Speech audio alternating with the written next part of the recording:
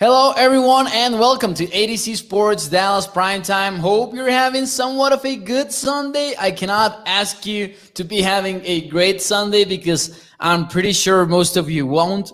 Dallas Cowboys got dominated on today's game versus the Denver Broncos. We'll try to talk about it on tonight's show. We'll try to take some things away, some conclusions, and we'll try to ignore some of the noise. We'll get into what we should take away and what we shouldn't take away as Dallas Cowboys followers on tonight's primetime episode. Great game day experience from Will Steele and, of course, former Dallas Cowboys wide receiver Jesse Holley here on ADC Sports Dallas. But as always, at 8 p.m. Central, we have primetime, and we'll get into some of the details. It was a tough game to watch. The Dallas Cowboys are 5-2, and well, hey, there goes a chance at 7 straight victories. No, I'm sorry, that is 6-2. I'm sorry for the graphic, by the way. That will be a mistake from me. It was supposed to be 6-2, but the graphic says 5-2, and that is my bad. If someone can make that comment in the chat to avoid any potential slander here in the chat, we will appreciate it. But anyways, now that more of you guys are here, let's get ready to start the show officially. As always, make sure you smash that like button and share the show. If you're watching on Facebook, YouTube, or Twitter, please let your friends know that you're watching ADC Sports Dallas Primetime. So without further ado, let's go. Let's get the show started.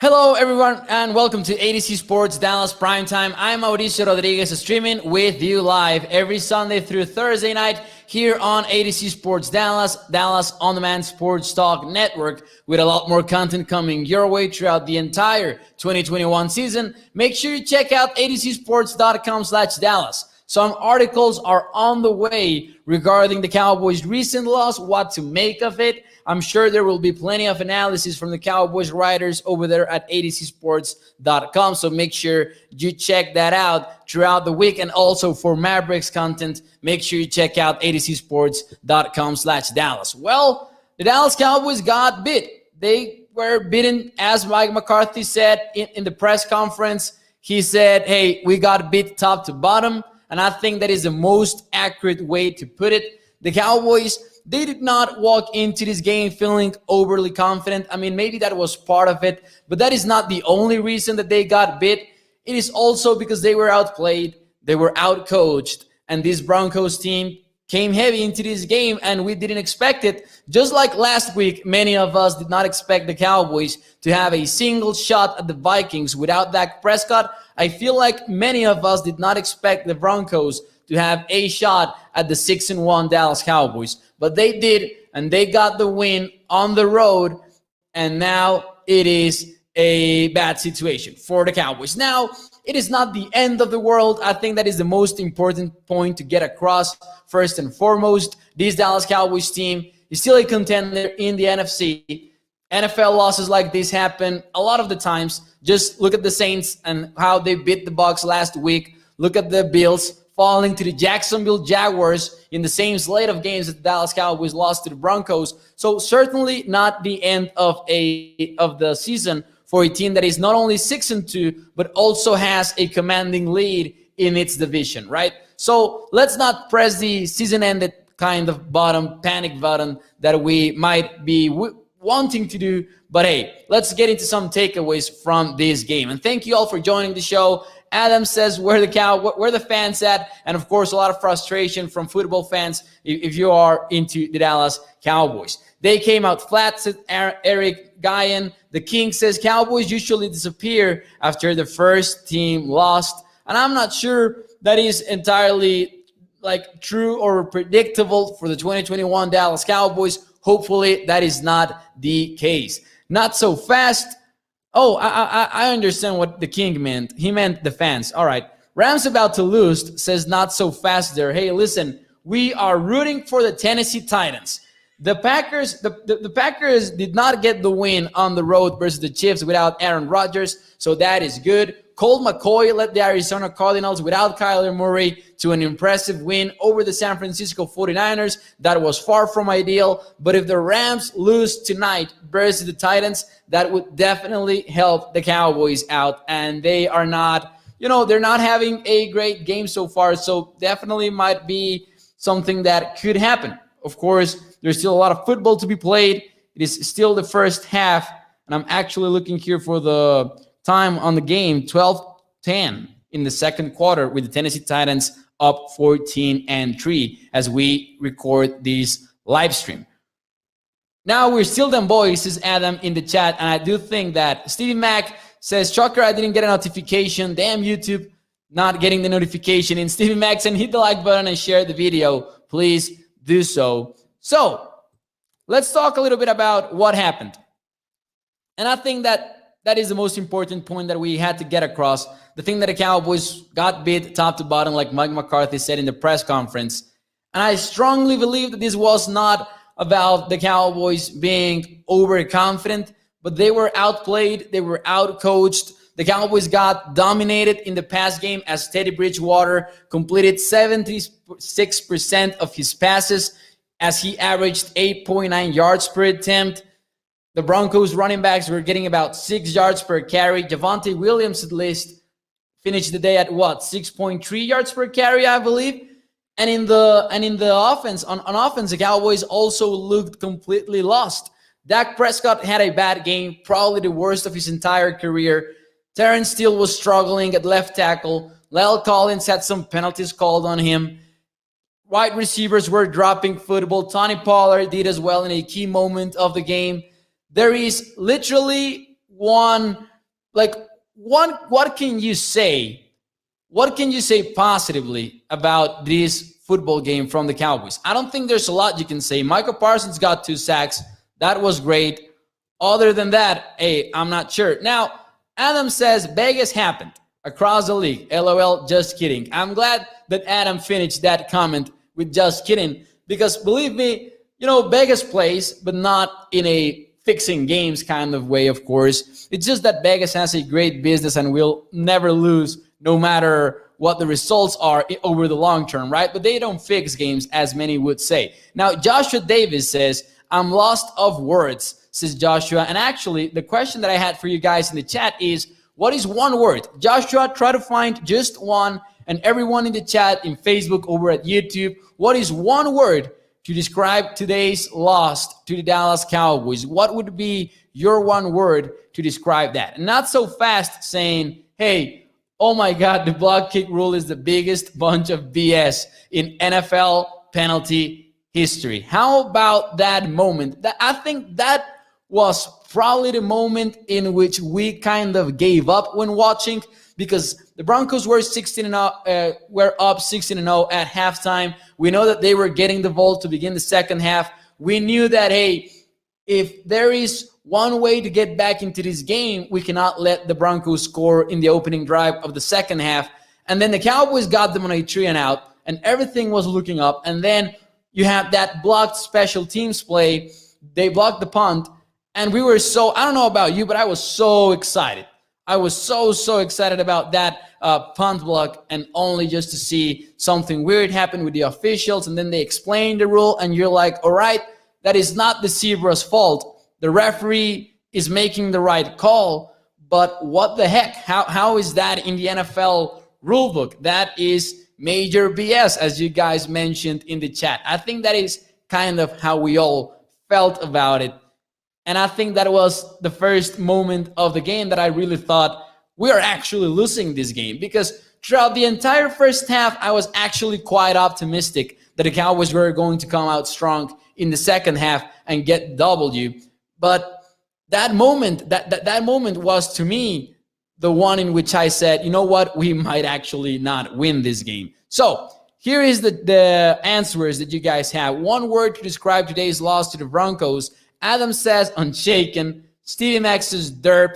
Joshua says ashamed. Those are the answers that we've gotten so far. I would say during the game, demoralizing. But I do understand what Adam is saying here in the chat. Unshaken. The Cowboys should still be contenders in the NFC. This is not the end of the season for the Cowboys. It was such an ugly game that really you can analyze it and you can break it down. And I'm sure that we will do it throughout the following days as the all 22 clips start coming out and we actually get into the film and study the game. But honestly, up to a point, we should not get into over analyzing this game because shootouts,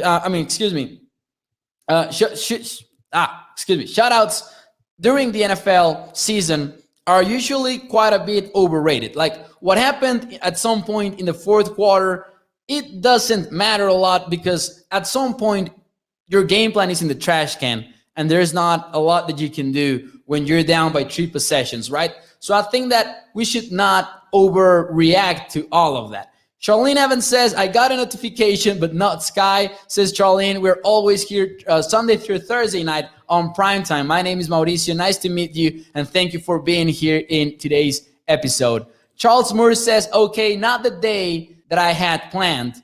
Denver was ready. We just let our pride and we got this getting our own way. We needed this humble pie to get us back to reality, says Charles Moore.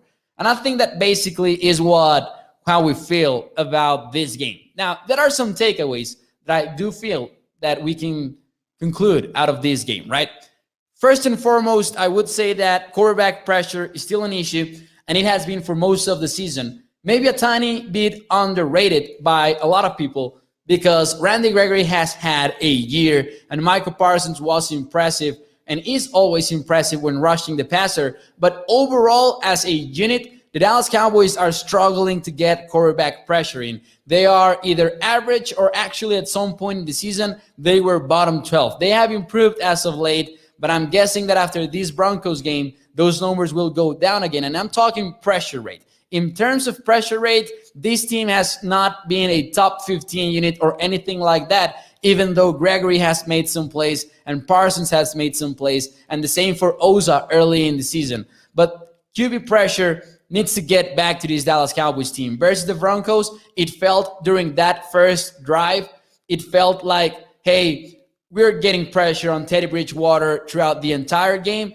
and then it disappeared. After that first drive, the only pressure that arrived after it were Micah Parsons' couple of sacks that were in key moments, and shout out to Micah Parsons. But other than that, we should have seen more pressure on Teddy. So we know that we have known that is a problem for the Cowboys in 2021, and it looks like it will continue to be. So yeah, JD says Dallas record is 6-2, and that was my first comment. I apologize for the mistake in the graphic. That was completely on me. That is a typo. The graphic should say 6-2. That is my bad. I don't want us to be the 4th seed and play the NFC West second place winner, says Whedon Boys. And hopefully that is not the case. Listen, it is still early. The Cowboys are 6-2, and they are still fighting for those top seeds in the NFC. It is way too early. It is way too early to actually make that prediction as to whether or not the Dallas Cowboys will be a home team throughout the playoffs or not. But it is still very possible for the Cowboys. Look at the rest of their schedule. They have somewhat of an easy schedule. Now, it is the NFL, and it feels weird saying this when this was supposed to be an easy game and the Cowboys got blown out. But overall, we should still have some confidence on this team having a very strong record. And we were talking about this throughout the week. We talked about how there were very few teams that fit the scary label in the Cowboys 2021 schedule.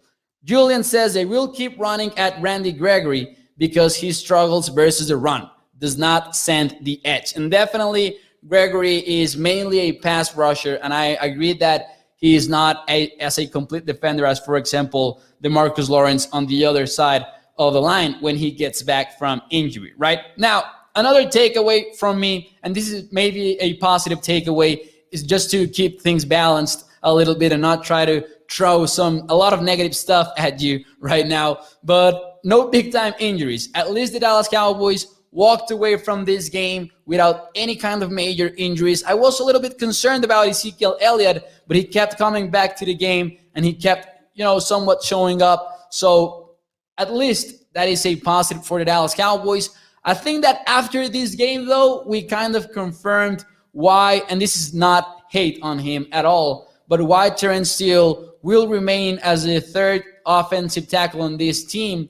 He did not look great over at the left side. Now, to be completely fair, he was asked to play at that position for the first time in the year when he was nailing it at right tackle for a backup, of course. I'm not saying that he was elite or great or anything like that, but he was having some good weeks backing up La'el Collins. I think that after this week, though, it was made very clear that the Cowboys will continue to play La'el Collins at right tackle, and I think that is the right decision to make.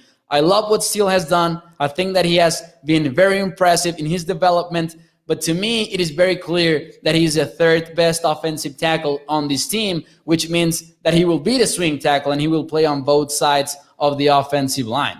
Only the donations made during his live stream. Thank you to Stevie Mac answering some of the questions here in the chat. Dallas Young says, my takeaway is that we should have never moved Steele to left tackle. Shake my head. I do agree with the decision, though, and I realize that a lot of that will be a takeaway from a lot of fans. But I will tell you, I think that was the right call. I think that Terrence Steele had to be moved over to left tackle. And I think that if he had played at the right side of the offensive line, we would have seen something similar or maybe even worse, because you don't know what you are going to get from La'el Collins playing at the left side, because he has not done so since college. So I think that the Cowboys might have been even more in danger if they had played 71 on the other side of the offensive line. Now, if Terrence Steele was lined up at right tackle, the Broncos would have come at him from the right side. They knew who the backup was, and they were going to attack him one way or another. So I really think that the Cowboys actually made the correct call in this situation. But yeah, Terrence Steele, bad game over on the left side of the field. Now, I wanted to talk a little bit about the decision-making from the Cowboys on this game, because it will be very criticized, but, I kind of liked some of the decisions, not all of them. There was one in particular in which I felt like, this team just gave up right here and now. So the 2 4th-and-1 calls at the beginning of the game, in the first half, I think those were the good calls. I think that the Cowboys had to go for it, even though they did not execute, and that has been a problem this season. The Cowboys need to improve on their 4th down execution, but I like the aggressiveness. And I believe that if the Cowboys, and this will be tricky because the Cowboys will know that they failed to convert on those situations, and it will be tricky for them to try to balance things out and realize that the result does not, alterate or impact the process, right? And the process of actually going for it on 4th down is the correct process, even though the result has not paid off in the short term. Hopefully the Cowboys coaches continue to be aggressive in 4th down. At least that is where I stand, and I believe that they should. But there was a bad decision from the Cowboys, in my opinion, with 4 minutes left in the third quarter, in which they were facing 4th and 6, and they decided to punt the football, down 19-0. I hated this decision because it really felt like the Cowboys were giving up. And if you try to play devil's advocate and actually try to make an argument for the Cowboys punting the football on that 4th and 6, the only argument that I can think of is that, hey, the Cowboys have not executed on 4th down. But the alternative was to give back the football to the Broncos and continue to, allow 6 yards per carry on defense. I think that the right call to make right then and there was to go for it on 4th and 6. It is the same losing in the third quarter than losing in the fourth quarter, but you need to make your decisions in order to win. You are playing to win. You are not playing not to lose, which is completely different. And I would have liked it if the Cowboys had remained aggressive and go for it in that 4th and 6 when you are down by 3 possessions with only 4 minutes left in the third quarter, in a game in which that the opposing offense will play slow and will keep your offense off of the field. So that was a frustrating sequence of events. Rand says the first 4th and 1, okay. Second one was not a wise decision. I like the second one as well. You are at home overcoming 3 points, says Rand. For Denver would have made the press because they expected to lose. Teddy is not good under pressure. Devontae Griffin says the run defense is a big problem. If they don't fix it, they will get exposed in the playoffs. Rams getting bit, says Brian Bradford, in case you guys want I just saw a comment that, I know you guys are going at it in the chat, but I really don't like this comment. Well, Brian, let me finish the idea first. Brian dropping some optimism in the chat right now, and we appreciate you, Brian, for doing so, saying that the Rams are getting bit. Now, come on, MG. Let's be better than that, though. MG says in the chat, Dak is not a top quarterback. He's only won one wildcard game in his 7-year career. That is what MG had to say in the chat. I think that RB Nightmare is right, though. Just ignore him. He's a troll and not a good one. I hope he's a troll for his own sake. Like, I really do think that he should be a troll. Let's hope he is. Let's hope he is. Peter Rizzo says, Cowboys, Dallas, it's tough when you lose. However, we got to look at the whole body of work. And that is the same. That is the most important thing to do right now. The Dallas Cowboys are still a contender in the NFC. They still have one of the elite offenses in the NFL. They still have a lot of work to do, of course. They need to improve on red zone offense. They need to cut down on the big plays. They allowed a lot of those to Teddy Bridgewater on today's game, and it was quite unfortunate. But hey, this football team is still good. They still have Amari Cooper. Michael Gallup is coming back. DeMarcus Lawrence at some point will, probably in late November or early December. Neville Gallimore is still bound to come back. Some reinforcements are on the way, even though the Cowboys were very quiet at the trade deadline. Reinforcements are on the way for the 6-2 Dallas Cowboys. Charlene Evans says, new to your content, but I think we got outplayed and outcoached. Thank you for your comment, Charlene, and thank you for your donation. We appreciate it here on Primetime. Joel Scott says, we had bad games where we got shut down in 1995 on our way to a Super Bowl. Brian Bradford says Dak has only played 6 years, and that tells you how much to actually respect those kind of opinions, right, that we were talking about earlier here on YouTube. No team this year has had a win streak greater than 6 games, says Eric Griffin, bringing some more optimism to the chat. Thank you for your awesome donation, Charlene. I agree with Stevie Mac. Thank you for that. Definitely thank you for that. Now, what else can you say about this football team? Literally, well, let's get into the primetime performer of the game. It will be a tough one. I think that there is only one option, to be honest with you. But who is your Cowboys primetime performer of the week from this game? Your player of the game. I know it's tough to choose one when the Cowboys play as poorly as they did today. And I know it will be tough to try and find one. But who is your Cowboys primetime performer of the week? And to me, the only possible answer is Micah Parsons, because Parsons showed up. Parsons showed up in some plays. He had the 2 sacks in key moments. He made some key tackles as well. He continues to prove how amazingly fast he is and how he can change directions in a way few athletes in the NFL are able to. So I would give my primetime performer of the week to Micah Parsons, even though he had, like, for example, that bad play at the beginning of the game when the Broncos drive got extended after the Trevon Diggs defensive pass interference. Micah Parsons missed a tackle, but other than that, his performance was on point as always. Like, he has remained one of the best defenders in the Dallas Cowboys defense so far. And I see that a lot of people are going with Micah Parsons as well. I'm curious to see if anyone else will have someone that we are not thinking about.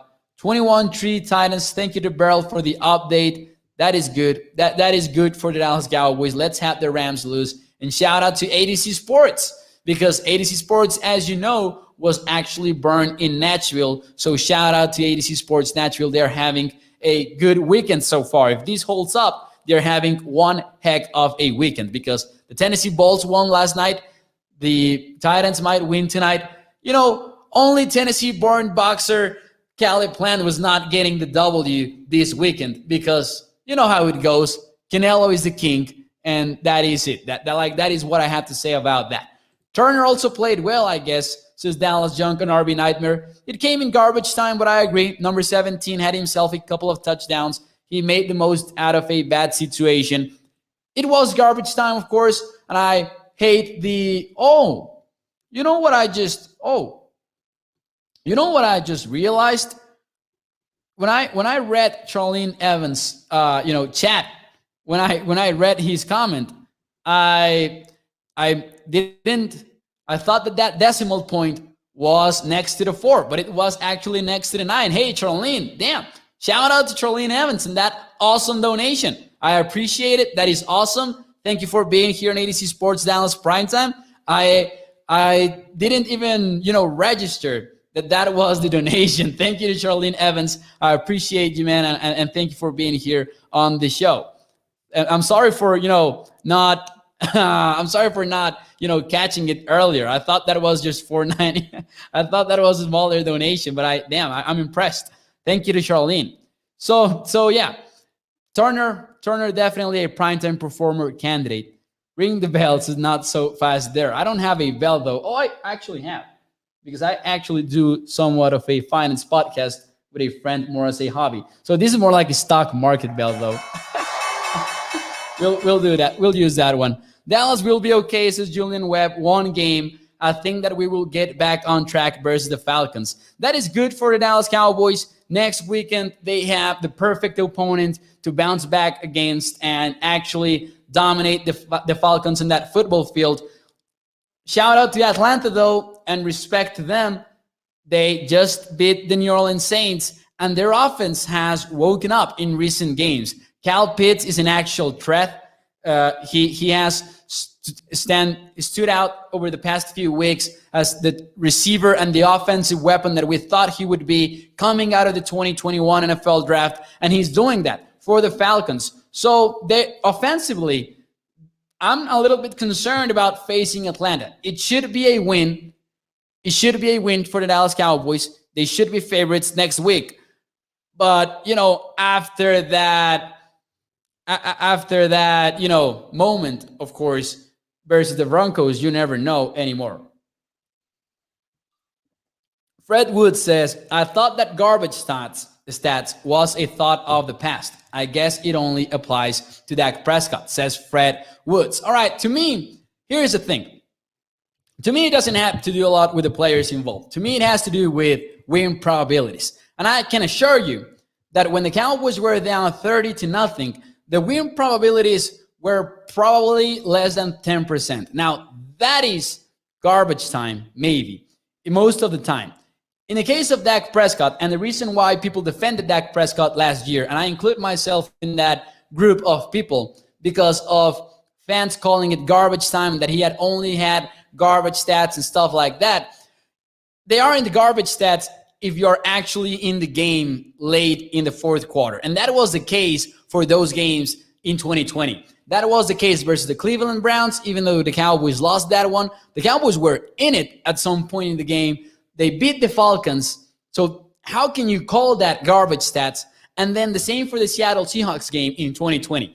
But now, 30-0, late in the fourth quarter. Now I do think that is garbage time. Even though I'm not, judging Malik Turner because of it. Shout out to Malik Turner. He got some good plays in. He got a couple of touchdowns. He did his job. And it's not like the Broncos were already playing prevent defense. So credit to him, of course. But I do think that applies as your usual garbage time. I do think that. You can never count out Matt Ryan, a very good quarterback, says Joel Scott. And he's having a good 2021 season, by the way. Rand says that you sound like you are a stock trader. I think that is good. I think that is a good thing, given that I'm a finance student right now. Falcons game is a vengeance game. Dan Quinn and some of the players. You know that Dan Quinn is going to be extra angry against the Falcons as RV Nightmare. That is true. You will have DeMonte Cassie, Keanu Neal, Quinn playing against their former team. Joshua Davis says, so where do you think OBJ will go? I keep hearing a lot of rumors. I would love to watch OBJ play. I don't think that he's headed to the Saints, as many have speculated. I don't think that he's headed to New Orleans. I would be surprised because I think that he wants to play with an actual quarterback and not necessarily Trevon Siemian.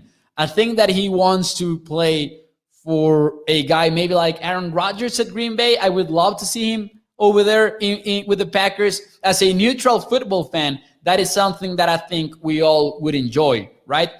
Actually, him playing with Aaron Rodgers. I don't know where he will end up. I know that Deshaun Jackson just signed with the Raiders, and the Raiders were one of the teams that many people were, tying Odell Beckham's name with a football team. It was the Raiders, but right now, after they signed Deshaun Jackson, I don't know anymore. There's a good chance, Joel, that we get Gallup back against the Falcons. Almost a certainty, I would say, given the fact that the Cowboys activated Gallup's 21-day practice window a few weeks ago. It's almost a fact that Gallup will be back versus Atlanta. Of course, barring any setbacks, I think that will be the expectation throughout the week. What is up, Stephen White? Saying Cuba Mo. Thank you for being here, Stephen White. Hope you're having, a relatively good Sunday. I know that there are limits to things, to how we can feel on any given Sunday when the Cowboys lose the way that they did earlier today. They were trying to let Dak leave on at least a positive note, but I agree. He shouldn't have been there at that time, says Clayton. I like the idea of not pulling Dak out of the game. I will tell you this, by the way. Speaking of, since Dak Prescott struggled and the entire offense struggled, a lot of people will say that Dak Prescott was clearly hurt from his calf. And I don't think that was the case at all. I'm not a medical expert, but watching Dak Prescott play, I don't think that mobility was an issue. I think that he was willing to take hits. I think that he was able to move and scramble out of the pocket. He was just a tiny bit off today, just like the entire Cowboys team was. I will tell you that I think that Dak Prescott had a bad game, but I think that it wasn't because of his injury that he was dealing with the calf issue. I don't think that was the case at all. I just think it was a bad game from Dak Prescott and company. But I don't think that the calf was a factor. I might be in the minority here, but I don't think that the calf was a factor at all. Charlene Evans says the Dallas Cowboys might have needed that humble pie. I'd rather for them to lose now than in the playoffs straight up. And I think that is something that most of us will agree to as well. The fact that, losing in early November is not the end of the world. The Cowboys still have a lot of time to figure things out. And it is a 6-game winning streak. And a lot of people have said always, former players, former coaches have talked on how handling a winning streak is actually more difficult than handling a losing streak. Because at least when you're losing, the motivation is not hard to find. You know that you want to get that W week in and week out. But when you're winning, you might get ahead of yourself. You might start thinking about more stuff, and you might get distracted from the ultimate goal, that is winning that Sunday. Not next Sunday, not in January, but that Sunday, next game up, right? Dak looked quick on that one run, just seemed more of a mental issue today, says Stevie Mack, and that is something that I strongly agree with. Dallas Young says Dak was amazing at breaking sacks and extending plays out of the pocket, just had a bad day. He was inaccurate, and he failed to connect with CeeDee Lamb into deep plays that usually on any normal day, you would assume that he was going to find him, right? There was one play, the first one, in which he went deep to number 88, in which at least you might make an argument, and I'm looking forward to watching the all 22. You might make the argument that Prescott was trying to put the ball outside of CeeDee Lamb because the defensive back was playing on the inside, but you never know what the play actually is, and you never know how they work, right? Burl Killer says, I lost 300 on The Voice today. Ah, that sucks. But the way we played hurts even more. I think we start another winning streak next week. Thank you, Burl, for your comment and for your donation, especially today that you lost that money on the Dallas Cowboys. They were my survivor pick, by the way. I was very patient in playing the Cowboys in my survivor tournament, and I decided to play the Cowboys today, and now I am out of it. That is my second loss of the year, too, so I cannot even purchase an extra life. That is gone as well. Julian says, I agree he had a bad game. MVP case might have went down the drain with that game. I'm not entirely sure it will. It is early, and I think that MVP voters are, victims to that recency bias when the votes are closing. So what happens in the second half of the season will be very important, even though this was basically the beginning of the second half of the season. But I think that Dak Prescott still has time to make a case for the MVP. Think about his competition as well. Who knows how today's game will end? But Matthew Stafford having a rough go at it right now with the Rams. He's 9 for 16. 62 passing yards, 2 interceptions, and 4 sacks. Kyler Murray had a bad game versus the San Francisco 49ers earlier on the season. He did not play today. So Dak might still have a chance at making a case for the MVP. He said it in his post-game conference, says Clayton, that the calf wasn't an issue. That makes a lot of sense. And he did say that. He did say that he was not uncomfortable at all with it. And he did mention that even if the Cowboys had asked him to get out of the game, he was not going to be taken off of that field. And I like that. The sky is not falling, says Robbie. There's always next week. That's the beauty of the NFL. A lot of people lost money on Dallas today, says Joel Scott. 70% of the bets, according to the Action Network, were on the Dallas Cowboys betting spread at -10.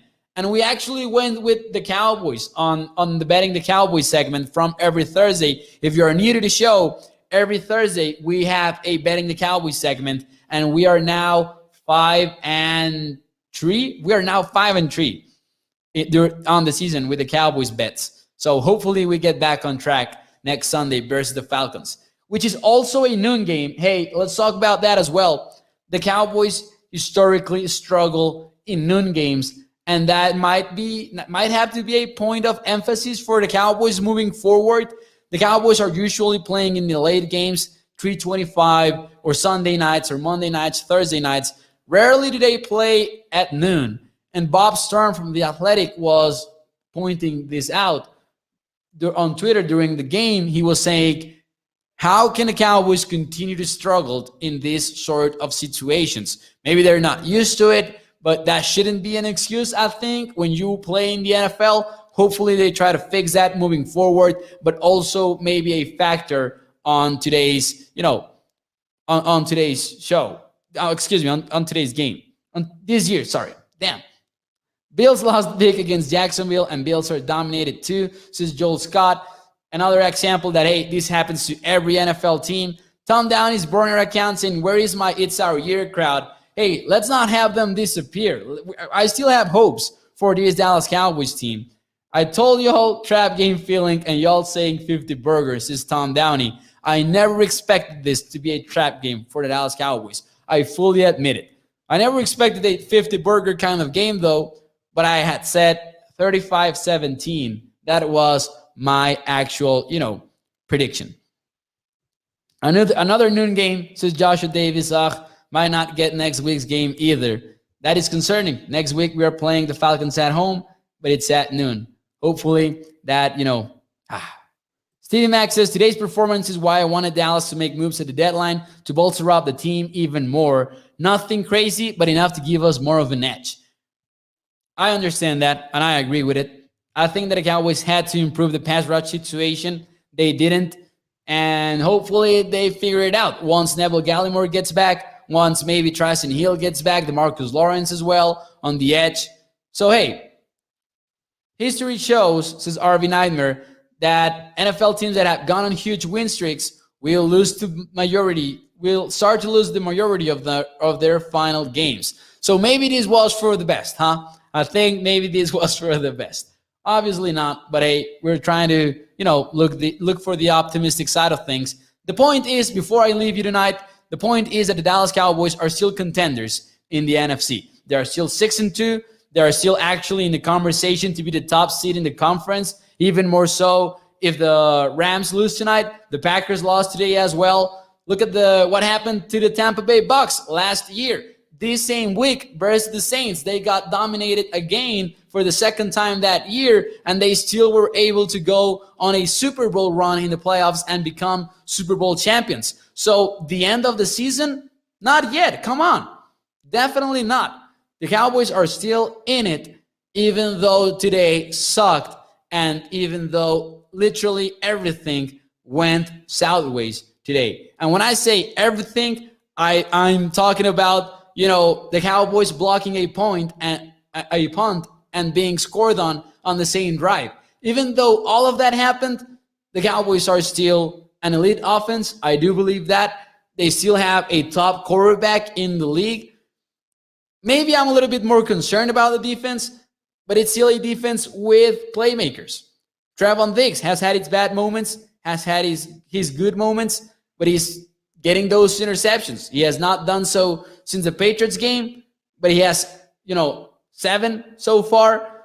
Randy Gregory will surely continue to get pressure on the quarterbacks. Micah Parsons still doing a great job at linebacker and rushing the passer.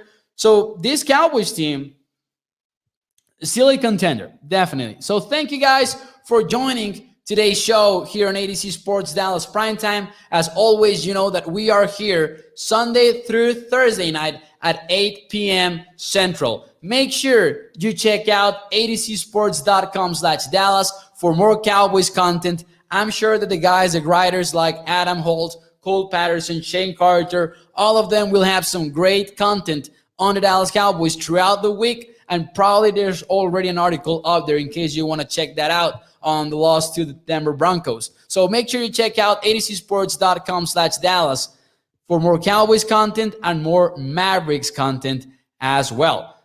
Thank you to you guys. Thank you for joining the show. I will see you tomorrow night, maybe with a little bit of cooler heads, all of us. Let's get some sleep. Let's try to calm down a little bit, and I'm sure that we'll have some more fun tomorrow night as we try to break down the Cowboys' loss to the Broncos and what is next for this 2021 Dallas Cowboys team. So thank you to all of you in the chat. Thank you for your support, and I will see you tomorrow night at 8 p.m. Central. Sergio, rent-free, man. Rent-free. Thank you, guys. I will see you tomorrow night.